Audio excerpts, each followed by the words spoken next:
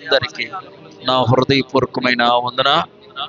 దేవుని యొక్క మహా కృపను బట్టి పరిశుద్ధ దినములో మనమందరము శ్రేష్టమైనటువంటి దేవుని వాక్యాన్ని ధ్యానం చేసుకుందాం.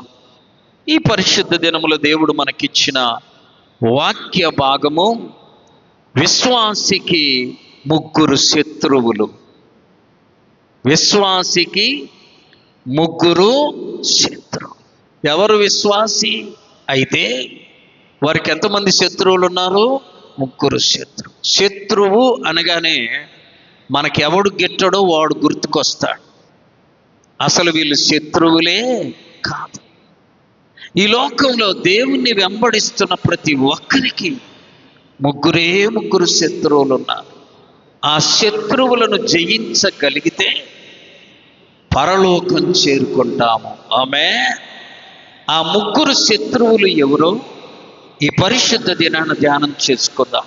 శత్రువులను జయించడం అంటే ఈ లోకంలో అయితే ఆయా తెలివి శక్తిని ఉపయోగించి జయిస్తాం, ఆయా పద్ధతులను బట్టి జయిస్తాం. దేవుని బిడ్డలకు ఉండే శత్రువులను జయించడానికి ఈ లోక సంబంధమైన పద్ధతులు పనికిరావు, ఈ లోక సంబంధమైన ఆయుధాలు పనికిరావు. వాక్యానుసారమైన క్రమములో మనం పోరాడాలి. అందుకని దేవుని బిడ్డలకి మన కంటికి కనబడే శత్రువులు కాదు, గుర్తుపెట్టుకోవాలి.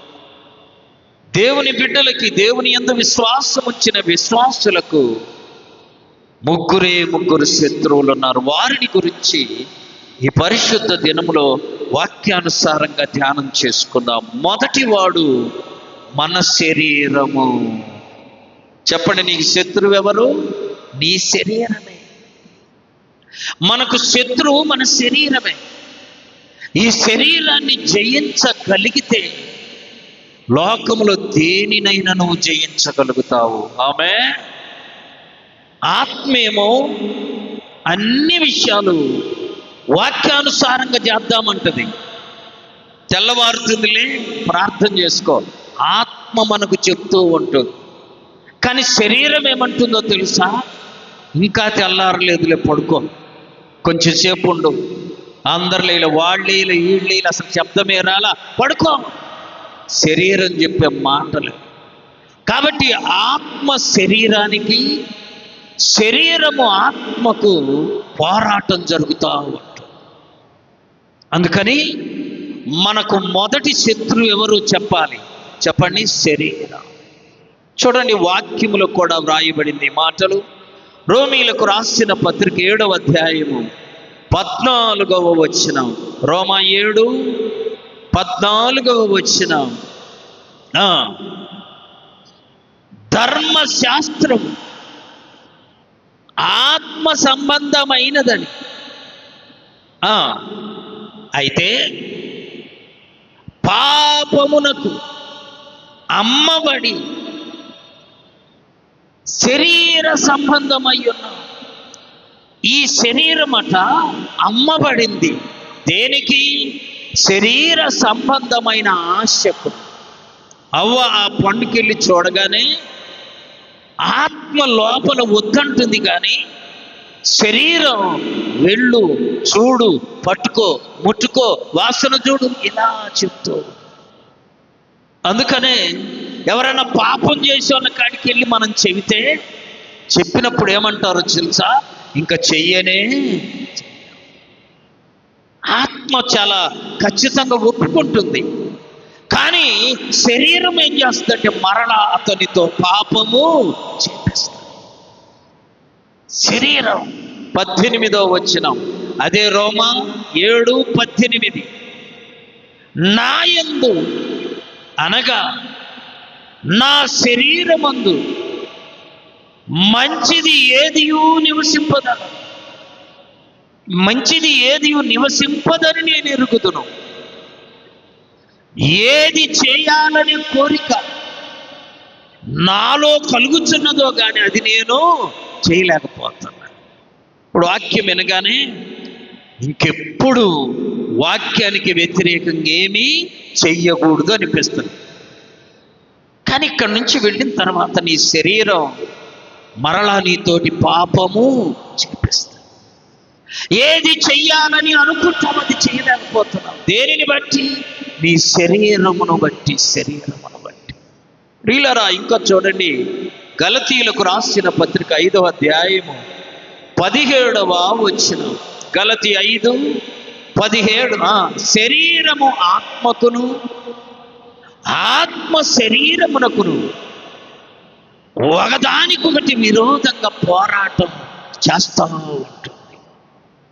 చూడండి, దేవుడు చెప్పిందేమో మంచి చెడ్డల తెలివినిచ్చు ఒక్క వృక్ష ఫలము తినొద్దు, మిగతావన్నీ తిను, అన్నీ అనుభవించు, అన్నీ నీ మీద నీ కొరకే సిద్ధపరిచాను, అన్నిటి మీద నీకు అధికారము ఇచ్చానని చెప్తే అన్నీ తినమన్నాడు, ఒక్కటి తినొద్దన్నాడు. బాగా ఆలోచించండి. ఒకవేళ దేవుడు అన్నీ తినొద్దు ఒకటే తినమంటే చాలా ఇబ్బంది. రోజు ఒక్కటే తిని తిని తిని ఏమవుద్ది? మనకి విరక్తి కలుగుద్ది కదా. కానీ దేవుడు అలా చెప్పలా. అన్నీ తిను, ఒక్కటి మాత్రమే, ఆ ఒక్కటే తిని పాపము చేసి దేవుని సన్నిధి నుండి వెళ్ళగొట్టబడ్డారు.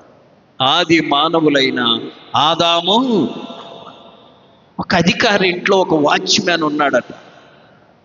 అధికారి ఇంటిలో వాచ్మ్యాన్ ఉంటే ఆ వాచ్మ్యాన్కు ఈ అధికారి ఊరికి వెళుతూ ఇంట్లోకి పిలిచి, ఏదో ఇక్కడ గ్యాస్ ఉంది, ఇక్కడ స్టవ్ ఉంది, ఇక్కడ టేక్స్ ఉంది, ఇక్కడ రైస్ ఉంది, ఇక్కడ కావలసినవన్నీ ఉన్నాయి, రోజు నువ్వు చక్కగా వండుకొని తిను, ఇంటికి వెళ్ళమాక, ఇక్కడే పడుకో, మేము వారము రోజులు తిరిగి వచ్చే వరకు నువ్వు ఇంటిని జాగ్రత్తగా చూడాలి. ఉదయం లేచి టీ పెట్టుకో, నువ్వు కావాలనుకున్నది వండుకొని తిను, ఇల్లు మాత్రం భద్రంగా ఉంచమని చెప్పాడు. ఎవరితో? వాచ్మ్యాన్. అధికారి చెప్పాడు, వాచ్మ్యాన్ విన్నాడు. అన్నీ చూపించాడు. ఇక్కడ పడుకో, ఇక్కడ వండుకో, ఇక్కడ తిను, ఇక్కడ అన్నీ చూపించాడు. వెళుతూ ఆ వెళ్ళేటప్పుడు ఒక మాట చెప్పాడయ్యా, నువ్వు ఇల్లంతా భద్రంగా చూడు, కానీ ఆ ఇంటిలో ఒక మూలన ఒక గంప ఉంది.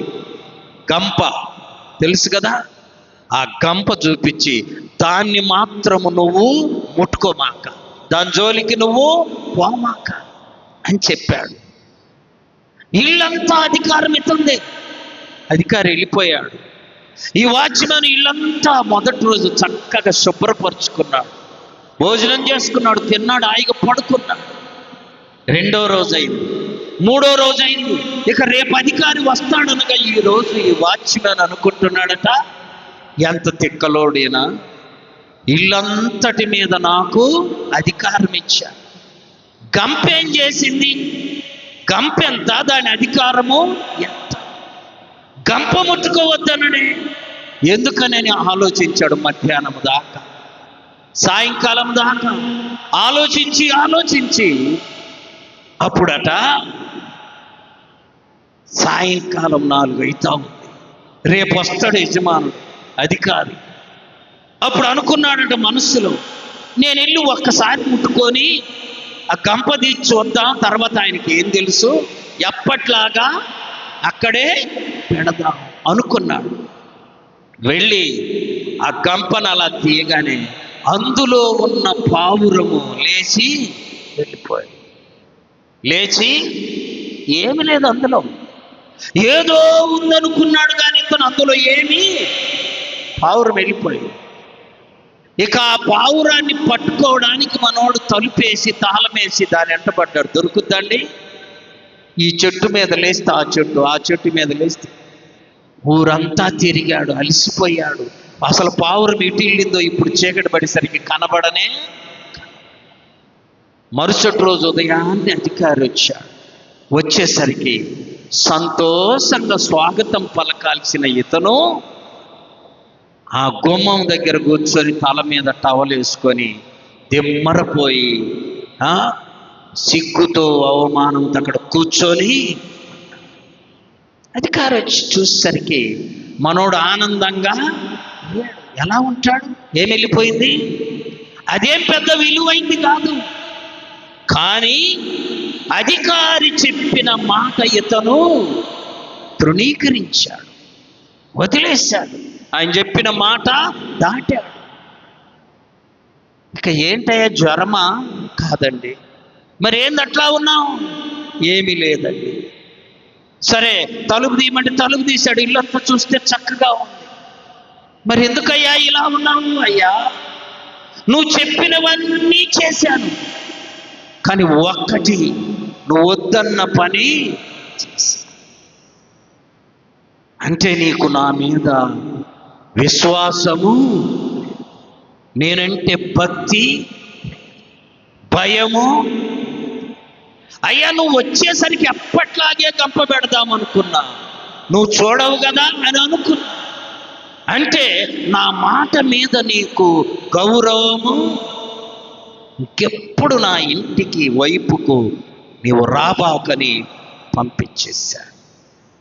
చూసారా, మానవుని యొక్క శరీరం అలా తప్పు చేపిస్తుంది.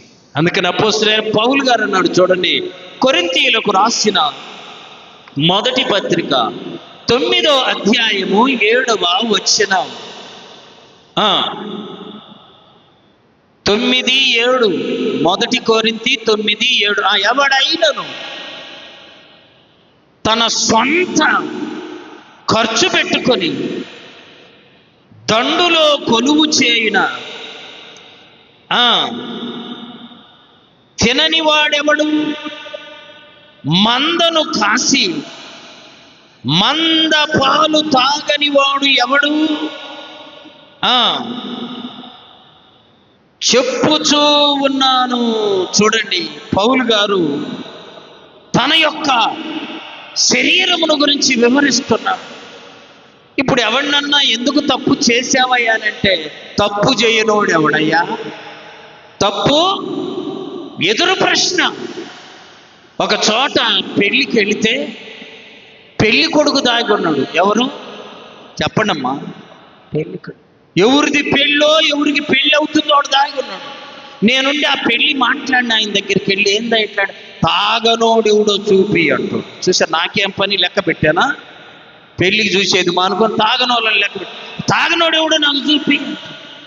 ఈ మాటిలో వాడు ఇంకా పైకి లేస్తుండు పెళ్లి కొడుకు. చూసారా, శరీరమును గురించి నువ్వు పాపం చేసి, తప్పు చేసి, శరీరం విషయాల్లో నీవు ఇంకొకరిని పోల్చుకొని నీకు నీవు ధైర్యంగా ఉండకూడదు. అందుకని దేవుని యొక్క వాక్యము సెలవిస్తూ ఉంది, శరీరానికి ఆత్మకు చెప్పాలి. ఏం జరుగుతుంది? పోరాటం జరుగుతూ ఉంది. అలాగే దేవుని యొక్క పరిశుద్ధ గ్రంథంలో చూడండి, కొరింథీయులకు రాసిన మొదటి పత్రిక 9:27. మొదటి పత్రిక, మొదటి కొరింథీయులకు రాసిన పత్రిక 9:27. కాగా గాలిని కొట్టినట్టు నేను పోట్లాడుటలేదు, ఒకవేళ ఇతరులకు ప్రకటించిన తర్వాత నేను భ్రష్టున్నైపోదునేమో అని నా శరీరమును, అందరు చెప్పండి, నలగగొట్టుకొనుచున్నాను. శరీరాన్ని అంటే అపోస్తలుడైన పౌలు ఏం చేస్తుండు? నలగగొట్టడము అని అంటే అర్థం ఏంటో తెలుసా? శరీరాన్ని శుద్ధి తీసుకొని కొట్టడం కాదు, శరీరాన్ని బాగా మలచడం. ఆమె కొంతమందికి అన్నీ బాగుండి మోకరిల్లు. ఏం బాగుండి? ఒకవేళ కాళ్ళు బాగలేవు, చేయగలిగేదేమి, కాళ్ళు వంగవు, చేయగలిగేదేమి, అన్నీ బాగుండి మోకరిల్ల. అంటే శరీరాన్ని అతడు నలుగగొట్టడము. కొంతమందికి అన్నీ బాగుండి ఉపవాసం ఉండరు. తెలుసా, ఉపవాసం ఉండకపోతే నీ శరీరాన్ని నీవు నలుగగొట్టడము సాధ్యము. ఆయనకు నిన్న 11ంటికి ఫోన్ చేసే, ఉదయం ఎన్నింటికి?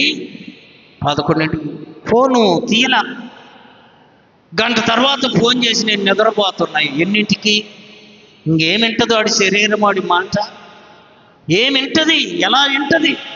శరీరము నీ మాట వినాలంటే మొదట వాక్యానుసారమైన పనులన్నీ శరీరముతో చేయించాలి. ఆమేన్. శరీరమును వాక్యానుసారంగా నువ్వు మలచాలి. పౌలు గారు అంటున్నాడు, నేను అందరికీ సువార్తను ప్రకటించి నేనేమైపోతానోనని నా శరీరమును నేను నలుగగొట్టుచున్నాను. శరీరం ఎలాంటిదంటే, 10 రోజుల క్రితం ఒక ఆయన అమెరికా నుండి ఫోన్లో మాట్లాడితే ఏం చెప్పాడు తెలుసు? నా వయసు 64 ఏండ్లండి, 40 కిలోమీటర్లు ఆగకుండా ఉరుకుతాను అన్నాడు. ఎన్ని కిలోమీటర్లు? ఇక నుంచి దరిసి 25, ఇంకా అవతల 15 కిలోమీటర్లు ఆగకుండా పరిగెత్తుతానండి.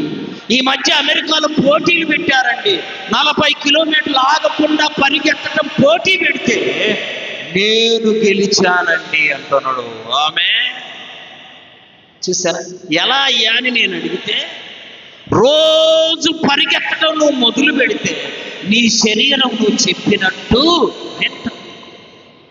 వింటుంది. నువ్వు రోజు పరిగెత్తు, ఈరోజు 1 కిలోమీటర్, రేపు 1.5 కిలోమీటర్, ఎల్లుండి 2 కిలోమీటర్లు, అలా రోజు పరిగెత్తడం మొదలు పెడితే నీ శరీరం నువ్వు చెప్పినట్టు వింటుంది. శరీరాన్ని అలా సిద్ధపరచుకో.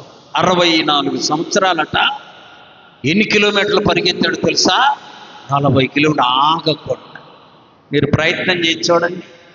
అమ్మ, ఎన్నడూ ఎప్పుడు పరిగెత్తని వ్యక్తి కొంచెం పరిగెత్తలేకి గుండె కొట్టుకుంటుంది. అయ్యా ఆగరా బాబు, నా వల్ల కాదు. రోజు పరిగెత్తు, ఆ శరీరము ఆ గుండె అలవాటైపోయింది. అందుకని రోజు కొన్ని గంటలు ప్రభు సన్నిధిలో సాగిలపడడం నీ శరీరానికి అలవాటు చేసుకుందువుగాక. అప్పుడు నీకు ఇక ఇబ్బంది. శరీరం ప్రియులారా గమనించండి, పౌలు గారు అదే రీతిగా చేశారు. ఇంకా చూడండి వాక్యములు, గలతీయులకు రాసిన పత్రిక 5వ అధ్యాయము 17వ వచనం. శరీరము ఆత్మకును, ఆత్మ శరీరమునకును విరోధముగా అపేక్షించుచున్నది. 24వ వచనం. రోమీలకు రాసిన పత్రిక 7వ అధ్యాయము 24వ వచనం. క్రీస్తు యేసు సంబంధులు శరీరమును దాని కోరికలతోను దురాశలతోను ఏం చేయాలి? మనము సిలువ వేయాలి. నీ కోరికలను ఏం చేయాలి? సిలువ వేయాలి. సిలువ ధ్యానాల్లో మనము నేర్చుకున్నాం, ఏటేటను సిలువ వేయాలో చెప్పుకున్నాం. ఇక్కడ పౌలు గారు అంటున్నాడు, నీ కోరికలను ఏం చేయాలి? సిలువ వేయాలి. నీ ఆశలను ఏం చేయాలి? సిలువ వేయాలి. కోరికలు, ఆశలు చంపుకోవాలి, తీసివేయాలి. పౌలు గారు శరీరాన్ని నలగొట్టుకున్నాడు. ఆమె ఉదయం లేవగానే ప్రభుతో మాట్లాడి ఆ రోజంతా ప్రభు యొక్క వాక్యానుసారంగా నడుచుకో. నీ శరీరం అప్పుడు నీ కోరికలను నెరవేర్చనే. శరీరం చూడండి, ఎవరు చెప్పాల్సిన పనిలా. కడుపు నిండా తింటే కంటి నిండా చెప్పాలి, నిద్ర వస్తుంది. ఒక ఆమె భర్త మిలిటరీలో పనిచేస్తుండంట. ఎక్కడ? మిలిటరీలో పనిచేస్తున్న వాళ్ళు 6 నెలలకో 3 నెలలకో వచ్చేస్తారు. 6 నెలల క్రితం వచ్చాడు. అప్పుడు ఒక లెటర్ రాశాడంటే ఏమనో తెలుసా? అమ్మా, నేను ఫలాని టౌన్కి వెళ్తా ఉన్నాను, మన ఊరి మీద నుంచి నేను వెళ్ళే ట్రైన్ వెళ్ళింది కాబట్టి ఇన్ని గంటలకు నువ్వు రైల్వే స్టేషన్కి వచ్చి నువ్వు పిల్లలు ట్రైన్ దగ్గరికి రాండి, నేను మిమ్మల్ని చూస్తాను, వెళ్తున్నాను అదే ఊరిలో నుంచి అని చెప్పి లెటర్ రాస్తాడట. రాస్తే ఉదయాన్నే లేచింది, భర్తకు కావలసిన పిండి వంటలన్నీ సిద్ధపరుచుకుంది, తన బిడ్డలిద్దరిని తీసుకుంది, ఆమె కూడా సిద్ధపడింది, రైల్వే స్టేషన్కి వెళ్ళింది. అయ్యా పలానా ట్రైన్ వస్తుందంట కదా, మిలిటరీ వాళ్ళతో వస్తుందంట కదా అంటే, అవునమ్మ వస్తుంది, కాకపోతే 4 గంటలు ఆలస్యమవుతుందని చెప్పేసరికి ఈ పిల్లలు కొంచెంసేపు ఉన్నాక ఆకలి అంటున్నారు. పక్కన స్టేషన్ కట్టు దూరములు, కొద్ది దూరములు ఒక పెద్ద చెట్టు ఉంటే అక్కడికి వెళ్ళి పిల్లలకు భోజనము పెట్టి, ఆడవాళ్ళకు ఒక అలవాటు ఉందిగా, వాళ్ళకి పెడితే వీళ్ళు తింటారు. ఇలాగే ఈమె కూడా తిని టైం చూస్తే ఇంకా 3 గంటలు ఉంది. ఏం చేసింది తెలుసా? 3 గంటలు ఉంది, 1 గంట పండుకొని లేద్దామని ముందు పిల్లలను నిద్రపుచ్చి ఈమె కూడా ఈలోపు ట్రైన్ వచ్చి రైల్వే స్టేషన్లో భర్త దిగి ప్లాట్ఫారం అంతా ఎత్తుకుతా ఉన్నాడు. తన భార్య బిడ్డలు వస్తున్నానని చెప్పింది, వస్తారేమని చెప్పి ఎంతగానో చూస్తే ప్లాట్ఫారం మీద భార్య లేరు.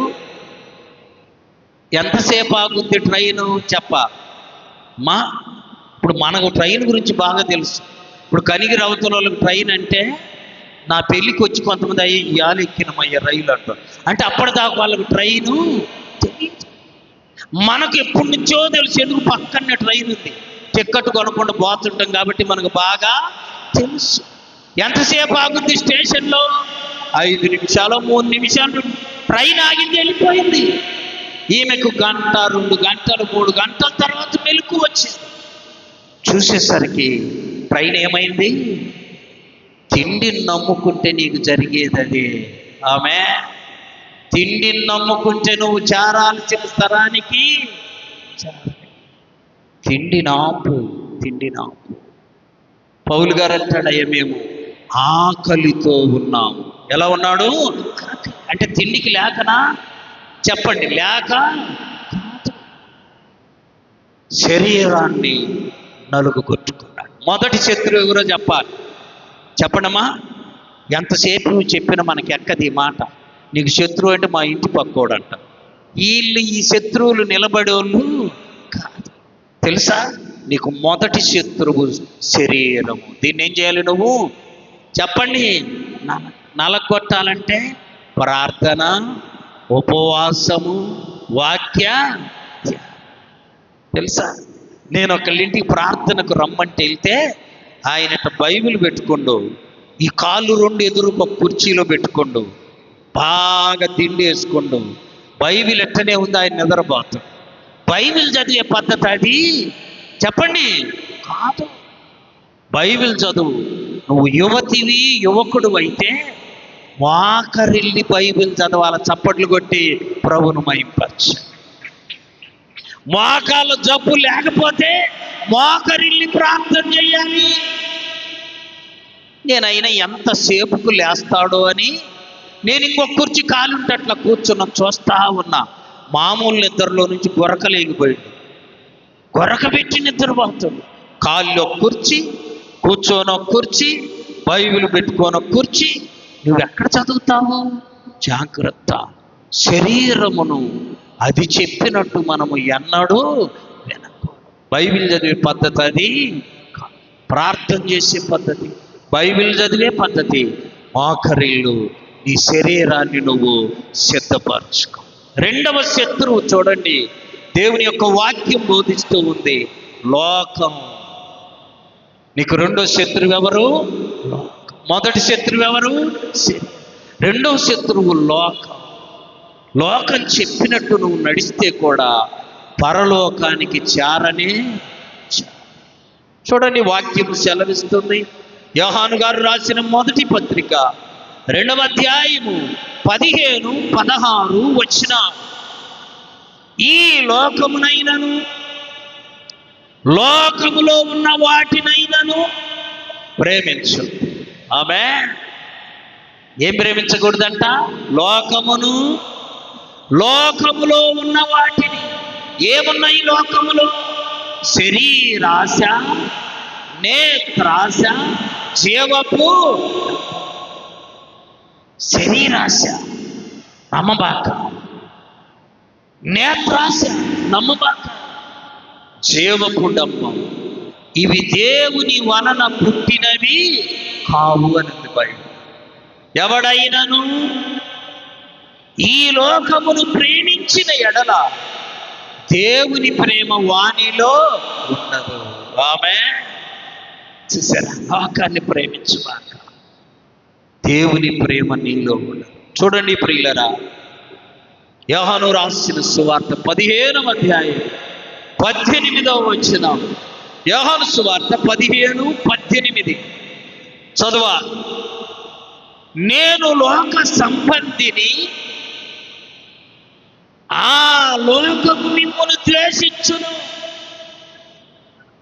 అప్పుడు అర్థం చేసుకోవాలి, మీకంటే ముందుగా నన్ను కూడా ద్వేషిస్తుంది.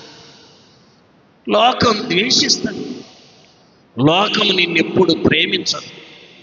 లోకానుసారంగా బ్రతికితే లోకం ప్రేమిస్తుంది, ఆత్మానుసారంగా బ్రతికితే దేవుడు నిన్ను ప్రేమిస్తాడు. 17వ వచనం, అదే అధ్యాయం 17వ వచనం. మీరు ఒకరికొకడు ప్రేమింపవలెనని ఆజ్ఞాపించుచున్నా, లోకం మిమ్మును ద్వేషించిన ఎడల అది మీకంటే ముందుగా నన్ను కూడా ద్వేషిస్తుంది. లోకాన్ని నమ్ముకున్నవాడెవడు దేవుని యొద్దకు చేరలేడు. ఆమేన్, ఆమేన్. లోకమును వెంబడించావా, నువ్వు నిత్య నరకానికి వెళ్ళిపోతావు. లోకమును ప్రేమించావు, లోకములో ఉన్నదంతా మూడని చెప్పారు. చూడండి, యోహాను గారు రాసిన మొదటి పత్రిక 5వ అధ్యాయం 4వ వచనం. దేవుని మూలముగా పుట్టిన వారందరూ లోకాన్ని జయిస్తారు. ఆమేన్, ఆమేన్. లోకాన్ని జయించిన విజయం ఏంటంటే మీ విశ్వాసమే. విశ్వాసమే. ప్రియులారా, లోకాన్ని ప్రేమిస్తే చివరకు నీకు వచ్చేది జీరోనే. లోకమును వెంబడిస్తే చివరికి నీకు మిగిలేది నరకమే. అందుకని విశ్వాసముతో దేవునిని ప్రేమించటం నేర్చుకోవాలి. శ్రమలు, శోధనలు ఒక విశ్వాసికి ఎంతకాలం వస్తాయంటే ఒక స్థాయి దాకా వచ్చింది. ఆ స్థాయి దాటినాక ఇంకా సైతాను కూడా నిన్నేమీ చేయలేదు. గుర్తుంచుకోవాలి. అందుకని యోహాను గారు రాసిన మొదటి పత్రిక 4వ అధ్యాయం 4వ వచనములు ప్రభు సెలవిస్తున్నాడు, చిన్న పిల్లలారా, మీరు దేవుని సంబంధులు, మీలో ఉన్నవాడు లోకములో ఉన్నవాని కంటే గొప్పవాడు. ప్రభు మనలో ఉంటే ఇక సైతాను మనల్ని ఏమీ చేయలేదు. ప్రభువును విడిచావా, సాతాన్ని ఏమైనా చేస్తుంది. ఒకరోజంట సాధు సుందర్ సింగ్ గారు ట్రైన్లో వెళుతూ ఉంటే ఒక మాంత్రికుడు మంత్రాలు చదివేవాడు ఆ ట్రైన్లో రకరకాల కార్యాలు చేస్తున్నాడు. అందరూ భయపడిపోతున్నారు. ఎవరైనా నోరెత్తారా నోరు మాట్లాడకుండా చేస్తారని అందరినీ భయపిస్తా ఉన్నారు. ఈయన సాధు సుందర్ సింగ్ గారు అలాగే ఉండి వాని వైపు చూస్తా ఉన్నాడు. అయ్యా, అందరిని ఎందుకు భయపెడతావు అని అన్నాడు. అంతే, నీ నోరు కూడా మాట్లాడకుండా చేస్తా ఏమనుకున్నావు, నేను మంత్రజ్ఞుని. సరే ప్రయత్నం చేయమన్నాను. ప్రయత్నం చేయమంటే ఏమేమో మంత్రాలు చదివాడు. అందరి నోరులు ఆగిపోతున్నాయి కానీ ఈయన నోరు మాత్రము. అప్పుడు వాడికే గుర్తొచ్చి, నీ దగ్గర ఒక పుస్తకం ఉంది, ఆ పుస్తకం తీసి పక్కన పెడితే నీ నోరు కూడా ఆగిపోతా. ఏంటి ఆ పుస్తకం? బైబిలు. ఆయన దగ్గర ఏముంది? వీళ్ళరా, నీలో కూడా వాక్యం ఉంటే, బైబిల్ ఉంటే సైతాన్ని నేమీ చేయలేదు. ఎవరిని సులువుగా సైతాను ఓడిస్తుందంటే వాక్యము, ప్రార్థన, పరిశుద్ధత. యేసు ప్రభువును కూడా సైతాను 3 విధాలుగా శోధించింది. ఒకటి, లోకమంతా చూపించిందంట. ఒక్క నిమిషంలో ఉంది బైబిల్. ఒక్క నిమిషంలో లోకమంతా చూపించి, నువ్వు నాకు మొక్కితే ఈ లోకమంతా నీకు ఇస్తా. యేసు ప్రభు అన్నాడు, దేవునికి తప్ప మరెవరికి నమస్కారము మొక్కకూడదయ్యా.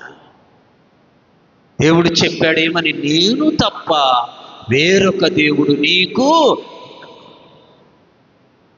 తర్వాత యేసయ్యకి ఆకలైతుంటే సైతాను వచ్చి అన్నాడంట, ఈ రాళ్లను రొట్టెలు చేసుకొని తిను. ప్రభు అన్నాడు, మనుషుడు బ్రతికేది రొట్టె వలన కాదు, దేవుని నోట నుండి వచ్చే ప్రతి మాట వలన. ఓడిపోయింది సార్. మూడోది ఇంకేం చెప్పాడో తెలుసా? నువ్వు ఇక్కడ నుండి దుముకు, నీ పాదాలు రాళ్ళు తగలకుండా దేవదూతలు వచ్చి నిన్ను ఎత్తుకుంటాను కదా అని. అంటే సైతానా, దేవుణ్ణి నువ్వు శోధించకూడదు. ఆమె దేవుని బిడ్డలను శోధించకూడదు చెప్పేసరికి సైతాన్ వెళ్ళిపోయి, నీ దగ్గర వాక్యం లేదనుకో నువ్వు ఓడిపోతా, నీ దగ్గర ప్రార్థన లేదనుకో నువ్వు ఓడిపోతా. అందుకని లోకమును జయించాలంటే వాక్య ధ్యానము, చెప్పండి, ప్రార్థన. శరీరాన్ని జయించాలంటే వాక్య ధ్యానము, ప్రార్థన. మూడవది చూడండి, దేవుని యొక్క పరిశుద్ధ గ్రంథంలో సైతానుగాడు మూడో శత్రువు. మొదటి శత్రువు శరీరము, రెండో శత్రువు లోకము, మూడో శత్రువు సాతాను. లోకం ఇంకేం చేస్తుంది తెలుసా? అందరూ చేస్తురులే, నువ్వు కూడా చెయ్యి.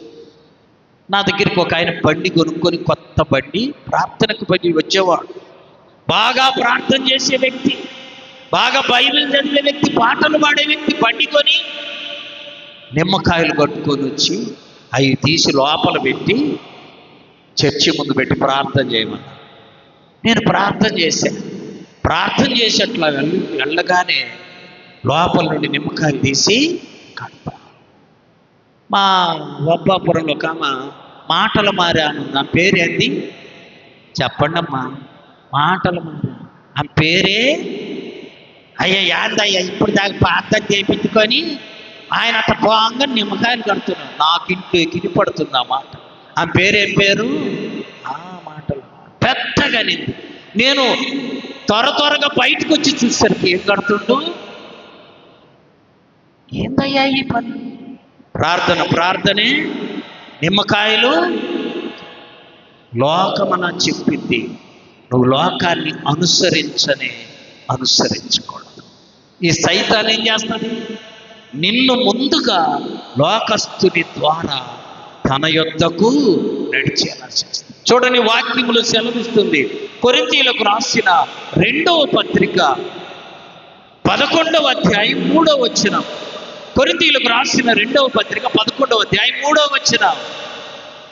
సర్పము తన కుయుక్తి చేత అవ్వను మోసపరిచినట్లుగా మీ మనస్సులను కూడా సైతాన్ ఏం చేస్తుంది?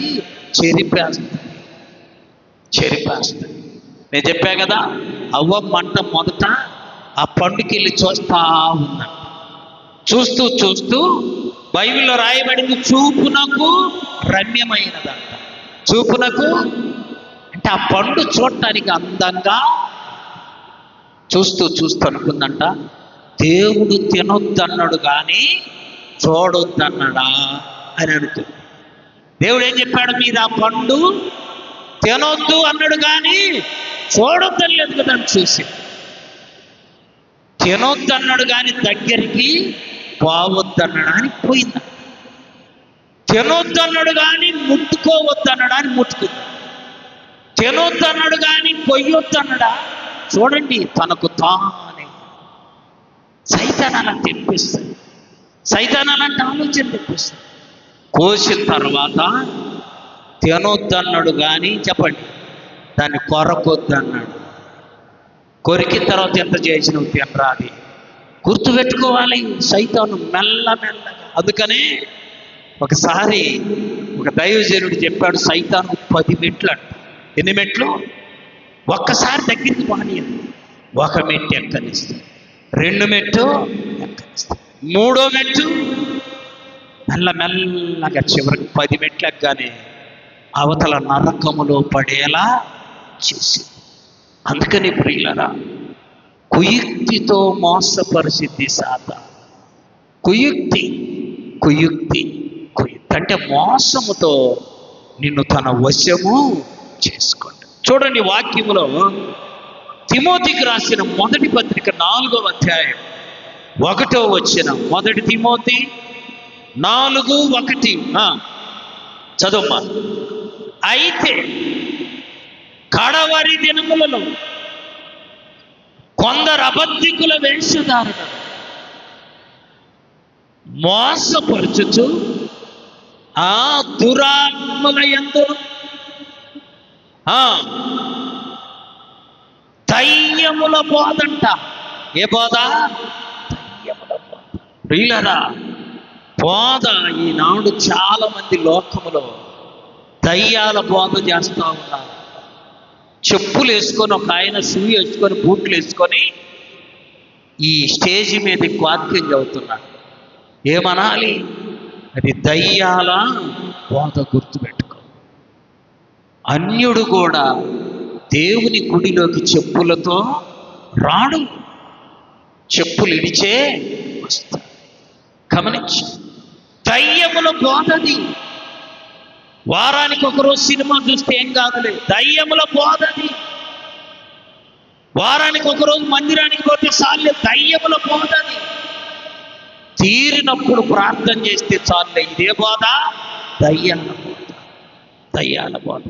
అడుగడుగున ప్రభుతో నువ్వు సహవాసము చెయ్యాలి. ఆమె అంతేగాని వారానికి ఒకరోజు ఇది సరి అయిన బోధ. ఇంకా చూడండి, యోహాను గారు రాసిన మొదటి పత్రిక 4వ అధ్యాయం 1, 2, 3 వచ్చిన. ప్రియులారా, అనేకులైన అబద్ధ ప్రవక్తం లోకములోనికి బయలుదేరి ఉన్నారు కనుక ప్రతి ఆత్మను నమ్మక ఆయా ఆత్మలు దేవుని సంబంధమైనవో కావు పరీక్ష చేసుకోవాలి. మనల్ని మనం ఆ బోధనను పరీక్షించుకోవాలి. ఒకరోజు నాతో చదువుకున్న డిగ్రీలో అతను విజయవాడలో కనపడి, నువ్వు బైబిల్ చదువుతున్నావా అని అడిగాడు. అవు చదువుతున్నానయ్యా, నా దగ్గర బైబిల్ ఉంటే తీసి చూపిస్తే, అసలు బైబిల్ ఇది కాదన్నాడు. ఏంటిదంట? అసలు బైబిల్ ఇది కాదు, అసలు బైబిల్ వేరుగా ఉంది అన్నాడు. ఏంటి అని చూపిస్తామని, నీ దగ్గర చూపించమంటే ఆ బైబిల్ తీశాడు. ఇందులోని విషయాలు ఒక్కటి కూడా అందులో కొత్తగా ఉంది. భూమి పుట్టినాల నుంచి ఉన్న బైబిల్ ఇదైతే, వాని దగ్గర ఇంకొక బైబిలు. చూడండి ప్రియులారా, అది దయ్యముల బోధ, దయ్యముల ఆత్మ. నిన్నెవరైనా వచ్చి రోజు కొంచెం చేసుకుంటే చాలే ప్రార్థన, అది దయ్యముల బోధ. వాళ్ళు చేయకుండా నిన్ను చేయకుండా చేయడానికి, వాళ్ళు చెయ్యరు, చేసే నిన్ను చేయకుండా చేస్తారు. ఎప్పుడు నువ్వు వింటున్న మాటలు ఆత్మ సంబంధమైనవో కావు, ఆత్మ సంబంధమైన విషయాలు కాదు, నేను నీవు పరీక్ష చేసుకోవాలి. ఇంకా చూడండి వాక్యములో ఎఫెసీయులకు రాసిన పత్రిక 6వ అధ్యాయం 16, 17 వచ్చిన. ఎఫెసీ 6, 16, 17. అమ్మా, ఇవన్నీ కాక విశ్వాసమనే డాలు పట్టుకోవాలి. దానితో మీరు దుష్టుని యొక్క అగ్నిబాణాలన్నిటినీ ఆర్పుటకు శక్తిమంతులము కావాలి. అందుకని విశ్వాసం అనే డాలు పట్టుకోవాలి. సైతానేసే అగ్నిబాణాలన్నిటినీ ఆ డాలు అడ్డం పెట్టి ఆర్పగలగాలి. కాబట్టి సైతాని మనకు ముందుగా తెలిసిపోతాయి. నువ్వు బాగా ప్రార్థించే వ్యక్తివైతే సైతాను పనులేంటో, సైతాను మాటలేంటో, సైతాను సంబంధులు ఎవరో మనకు అర్థము అవుతాయి. కాబట్టి ఈ మూటిని జయించాలి. ఏమేమిటివి చెప్పండి? శరీరము, లోకము, సాతాను. చెప్పాలి, శరీరము, లోకము, సాతాను. మూటిని జయించాలంటే మన దగ్గర ఉన్న ఆయుధాలు మూడు. నెంబర్ 1 ప్రార్థన, నెంబర్ 2 వాక్యాన్ని ధ్యానించుతాం, నెంబర్ 3 పరిశుద్ధంగా బ్రతకటం. ఆమేన్.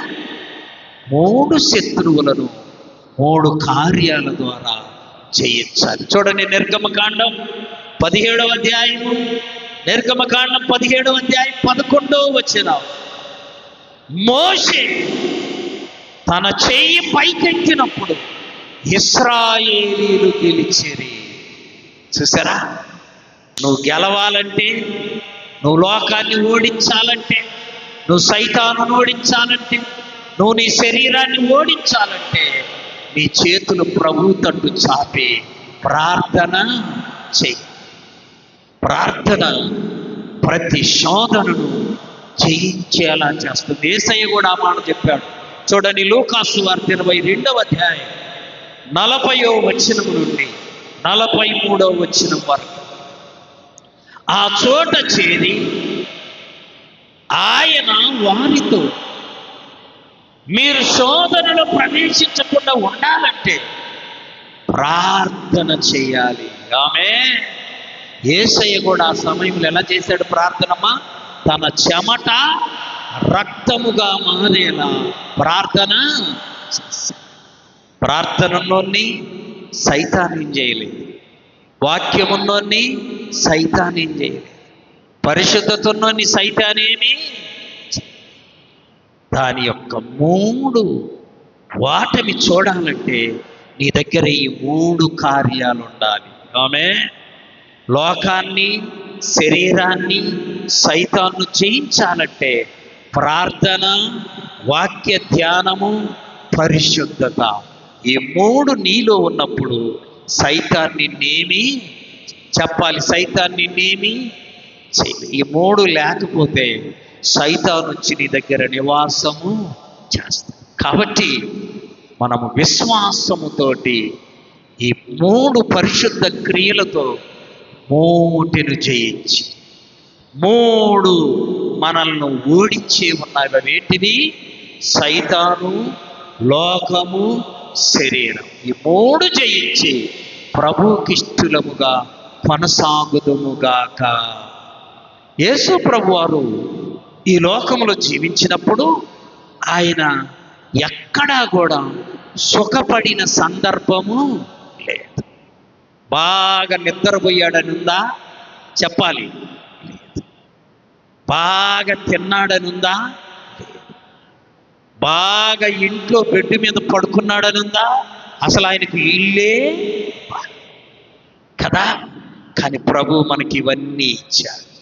ఇల్లు ఇచ్చాడు, సుఖంగా ఉండడానికి ఇచ్చాడు, వస్త్రాలను ఇచ్చాడు, బాగా నిద్రపోయే అవకాశం ఇచ్చాడు.